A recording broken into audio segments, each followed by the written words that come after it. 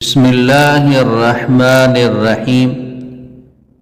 جیسے کہ آپ جانتے ہیں کہ وظیفے کو کیسے پڑھیں، وہ وظیفہ فوراً اپنا اثر دکھائے گا، اور یہ جاننا بہت ہی ضروری ہے۔ وظیفے کو اس نیت سے پڑھیں، اس یقین و گمان کے ساتھ پڑھیں کہ اللہ پاک میرا وہ کام بنا دے گا، تو انشاءاللہ تعالی جلد از جلد وہ وظیفے کا اثر ظاہر ہوگا، آپ کا مقصد پورا ہو جائے گا، آپ کی حاجت پوری ہو جائے گی۔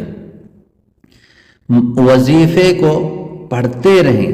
وظیفہ ایک دعا ہے، دعا ایک عبادت ہے، دعا یہ عبادت کا مغز ہے۔ دعا مانگنے والوں سے اللہ پاک راضی ہوتے ہیں، آپ کو ثواب بھی مل رہا ہے، اور انشاءاللہ تعالی آپ کی حاجت بھی پوری ہو جائے گی۔ اخلاص کے ساتھ، دھیان کے ساتھ پڑھتے رہیں، گمان یہ ہو انشاءاللہ جلد از جلد اللہ میرا کام بنا دے گا، تو آپ پڑھتے رہیں گے، انشاءاللہ تعالی آپ کا کام ہو جائے گا۔ کبھی کبھار اللہ تبارک و تعالیٰ کی طرف سے ایک حکمت ہے، کچھ تاخیر ہو جاتی ہے، انسان مایوس ہو کے اس عمل کو چھوڑ دیتا ہے۔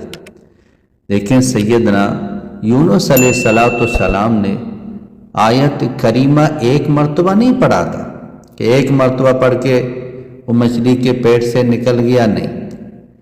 تو ہم یہ چاہتے ہیں کہ ایک مرتبہ یہ عمل کروں اور میرا مسئلہ فوراً حل ہو جائے۔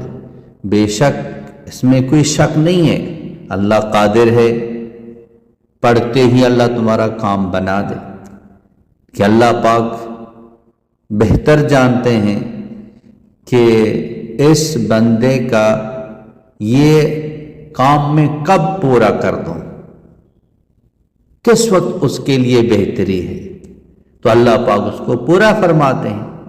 اور یہ جو وظیفہ ہے، یہ علماء کرام نے اپنی کتابوں میں اپنے چاہنے والوں کو یہ وظیفہ بتایا ہے۔ یہ بہت ہی پرتاثیر سریع الاثر یہ وظیفہ ہے دنیا اور آخرت کی کامیابی کے لیے۔ یہ قرآن پاک کی ایک مختصر سی صورت ہے، لیکن بہت ہی جامع ہے، ہر حاجت کے لیے، ہر مسئلہ کے لیے، رزق کی کشادگی کے لیے، خیر و عافیت کے لیے اللہ پاک تمام چیزوں سے آپ کی حفاظت فرمائیں گے۔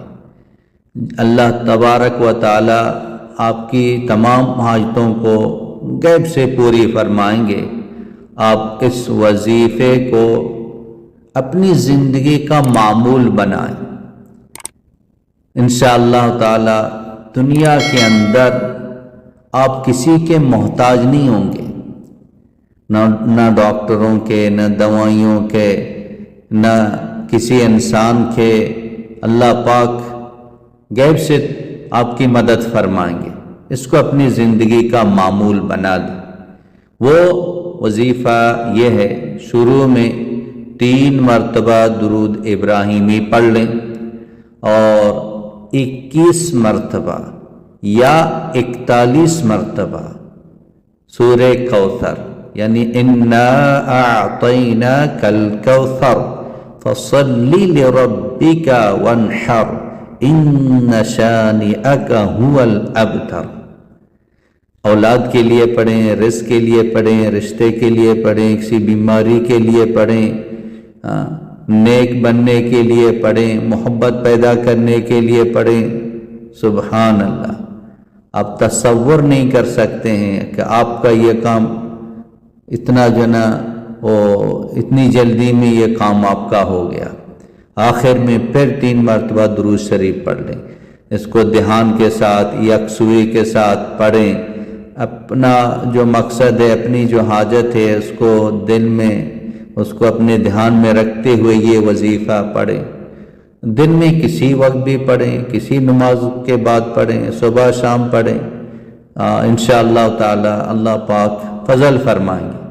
اور اس وظیفے کو ہر بہن بھائی تک پہنچا دیں۔